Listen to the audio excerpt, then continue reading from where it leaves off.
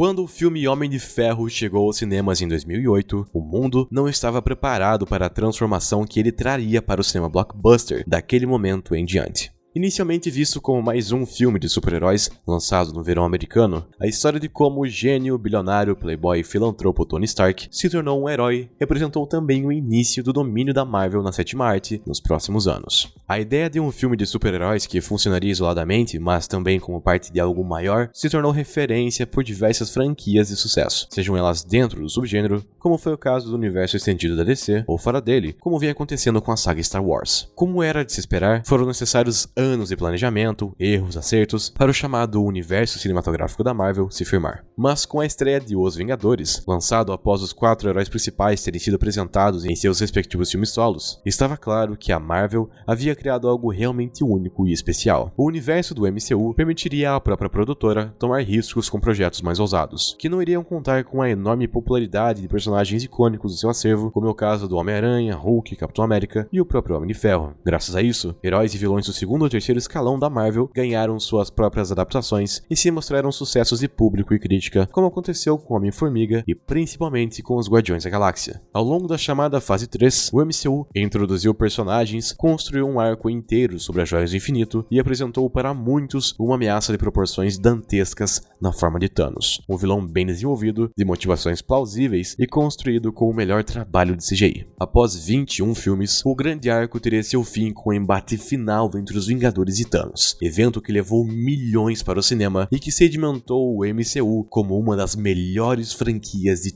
todos os tempos. No entanto, a transição do fim de um ciclo e início de outro não se mostrou capaz de atender às enormes expectativas deixadas ao final de Ultimato. Se as 3 fases anteriores conseguiam ser consistentemente bem-sucedidas, apesar de um ou outro descarto, a fase 4 da Marvel já se tornou marcada não só por ser a pior do MCU, como também por tornar os fãs apreensivos sobre o futuro e se há possibilidade de correções e mudanças antes que seja tarde demais. Entre inúmeras críticas acerca do trabalho no roteiro, da inconsistência de tom, do humor inconveniente e da precariedade de efeitos visuais em obras mais recentes da Marvel, a notícia boa é que ainda há tempo para algo ser feito. Com a mudança da presidência da Disney, retornando às mãos de Bob Iger, o mesmo já se posicionou acerca da necessidade da Fórmula Marvel ser revista, sobretudo em relação ao foco que havia sido direcionado para a quantidade quando deveria ter sido desde sempre para a qualidade. Tomando como base os erros e acertos do MCU como um todo, assim como debates que vêm sendo realizados acerca do tema, listamos algumas das principais mudanças que podem e devem ser tomadas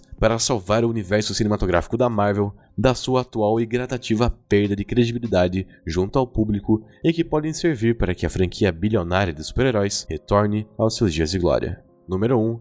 Maior janela de lançamentos.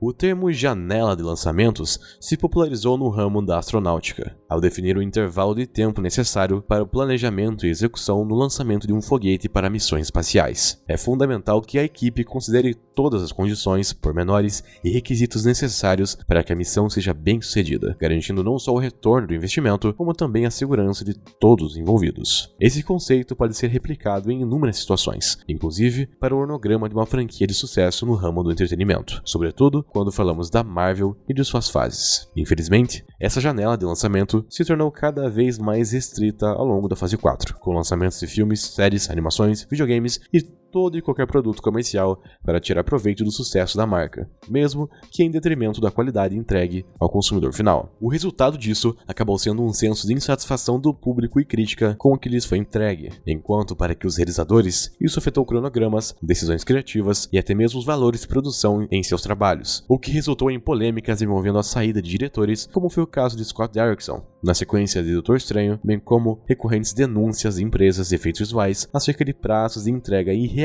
da Marvel para seus novos lançamentos. Logo, a atual fase 5 da empresa irá se beneficiar de uma janela de lançamentos maior, com estreias mais cadenciadas de filmes, séries e demais projetos vindos da empresa, o que não apenas permitiria ao público apreciar cada um deles e recuperar o fôlego para o próximo, como também auxiliaria o trabalho dos realizadores, em especial nos campos da direção, roteiro e para entregarem o melhor trabalho possível. Número 2. Liberdade criativa para os realizadores. A chamada Fórmula Marvel ficou reconhecida por, entre outras coisas, limitar a liberdade criativa de diretores e roteiristas em suas produções, o que inclusive ocasionou na saída e desistência de profissionais conhecidos por sua maior autoridade, como é o caso do diretor Edgar Wright, em Homem-Formiga, e do ator Edward Norton, em O Incrível Hulk, e mais recentemente, o já mencionado diretor e roteirista Scott Derrickson.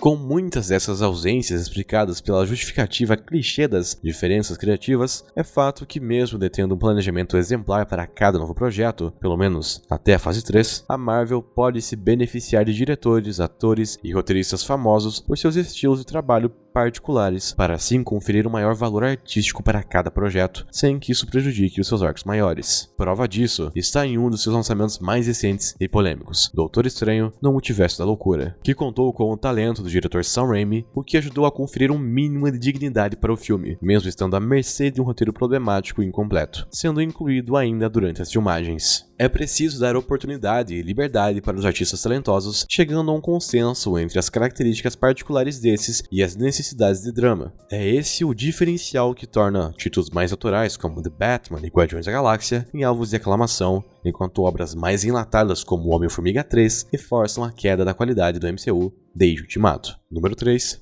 Foco nos roteiristas. Embora o melhor filme desse ramo pertença à concorrência, no caso de Batman, o Cavaleiro das Trevas, a Marvel já provou que pode contar histórias de qualidade mesmo antes do seu universo interligado, como Homem-Aranha 2 já havia provado no início dos anos 2000. O melhor exemplo disso dentro do MCU está em Capitão América, O Soldado Invernal, filme que reinventou o personagem e o colocou em meio a uma trama de suspense político eficiente, mas que não perdeu o seu valor de entretenimento ao apostar em cenas de ação espetaculares e mais dependentes de boas coreografias do que de CGI massivo. Além disso, mesmo enredos mais leves e divertidos podem agradar o público quando o trabalho no desenvolvimento do personagem é bem feito, complementado por uma direção autoral e grandes escolhas de elenco, como foi o caso de Guardiões da Galáxia, uma equipe de super-heróis que, da noite para o dia, saiu do anonimato para se tornar favoritos entre fãs. E, infelizmente, na fase 4, a Marvel se contentou em repetir a sua fórmula à exaustão, abusando da comédia óbvia e infantiloide e de brechas para ação desenfreada na tentativa de agradar o público a qualquer custo, o que resultou em obras como Thor, Amor e Trovão e a famigerada série She-Hulk. A Marvel precisa dar oportunidade para roteiristas de talento, assim como tempo para que possam criar roteiros que, entre seriedade e leveza, priorizem o que deveria ser o mais importante: a qualidade. Número 4. O retorno aos quadrinhos. É curioso que, mesmo tendo como fonte principal a extensa trajetória nos quadrinhos, o MCU tenha pecado justamente em adaptar arcos e personagens em suas versões para o cinema. Novamente, trazemos o exemplo de Thor, Amor e Trovão, que devido à qualidade e à boa recepção do seu antecessor, Ragnarok, resolveu intensificar o humor para adaptar uma das histórias mais aclamadas do Thor devido a seu apelo dramático, A Poderosa Thor, escrita por Jenson Aaron. Mas esse distanciamento aos quadrinhos não é apenas visto no roteiro, mas também no visual das obras, principalmente após o lançamento de O Soldado Invernal. Para o bem ou para o mal, a estética mais realista dos irmãos Russo serviu ao propósito de desenvolver o filme do Capitão América, bem como para Guerra Infinita e Ultimato. Mas os quadrinhos sempre foram conhecidos por visuais repletos de formas, cores, universos únicos e seres das mais diversas raças. E, infelizmente, isso se perdeu ao longo do MCU. Se filmes como o primeiro Thor e Guardiões da Galáxia buscaram expandir a estética dos filmes da Marvel, os demais seguiram com cinematografias básicas e sem grandes atrativos, algo que destoa da estética dos quadrinhos, que já conferiu liberdade para artistas renomados colocarem sua visão para as histórias da Marvel. Isso está em falta no MCU, que precisa retornar aos quadrinhos para transpor adequadamente a sua identidade para as telas do cinema. Número 5. Foco no individual, depois no coletivo.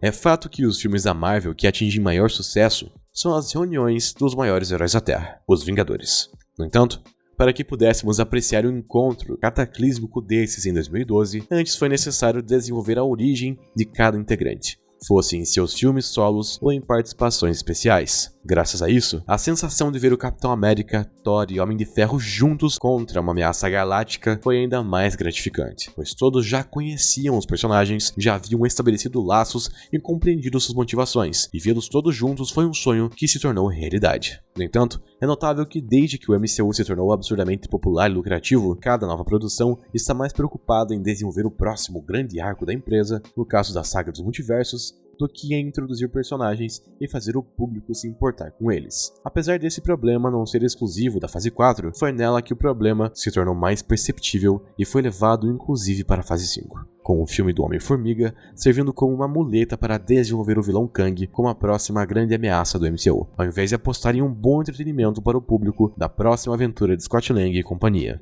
Isso acabou afetando projetos como Os Eternos, Doutor Estranho 2, Viúva Negra e séries como Hawkeye e Miss Marvel. Produtos esses que parecem existir apenas para introduzir novos integrantes dos Vingadores e possíveis substitutos dos heróis e intérpretes mais velhos. É preciso apostar em melhores trabalhos de desenvolvimento de personagem e histórias de origem mais relacionáveis. E não faltam exemplos a se inspirar, seja os mais recentes como Homem-Aranha, Batman Begins e Homem de Ferro, ou mais clássicos como Superman no filme. E por último, seriedade não faz mal. Por fim, temos o ponto que talvez seja mais criticado do MCU desde a sua concepção: a falta de seriedade em suas obras em prol do humor. É evidente que o excesso, tanto para um lado quanto para o outro, geram consequências desafortunadas, como é o caso da seriedade excessiva do universo da DC, concebido por Zack Snyder. No entanto, mesmo com a Marvel buscando atingir todos os tipos de público, seu foco maior no humor precisa ser revisto e um pouco mais de seriedade em seus enredos não fará mal algum, como provou os já mencionados Soldado Invernal, Guerra Civil e Vingadores Ultimato. A Marvel não precisa seguir o exemplo da DC e apostar em tramas e ambientações mais adultas e sombrias, como fez tão bem Christopher Nolan e Matt Reeves em seus filmes do Batman, mas o foco excessivo na comédia pode trazer resultados indesejados, vire suas últimas produções e perderam qualquer noção da importância ou do ridículo. O ser humano é dotado das mais diversas emoções, não é preciso tentar fazer ri-lo a qualquer custo e a todo momento. E a Marvel pode aprender muito com seu recém-lançado Guardiões da Galáxia 3, que graças aos méritos de James Gunn e sua equipe, conseguiu equilibrar drama e humor e tem servido de redenção do MCU junto do público insatisfeito com suas produções mais recentes. Enfim, esses são apenas algumas das mudanças que poderiam vir a ser de grande utilidade para o MCU, para que possa recuperar a credibilidade que vem sendo perdida ano após ano. Com um sinal de alerta já tendo sido acionado, cabe a Kevin Feige, a Marvel e a sua dona Disney repensar em seu modelo de negócios e estratégias comerciais para impedir que uma das maiores franquias de todos os tempos venha a perecer diante da saturação do gênero e da insatisfação generalizada do público consumidor. Ainda há muitas histórias, personagens e universos a se explorar vindo da casa das ideias, e nenhum fã em sã consciência deseja o pior para a Marvel. No entanto, ele também precisa pensar que está investindo seu tempo curto e dinheiro suado, e já há algum tempo que a Marvel não retribui ambos. Mas ainda há chance para a salvação. Resta saber se ela está disposta para a tão necessária mudança e renovação em sua maneira de contar histórias.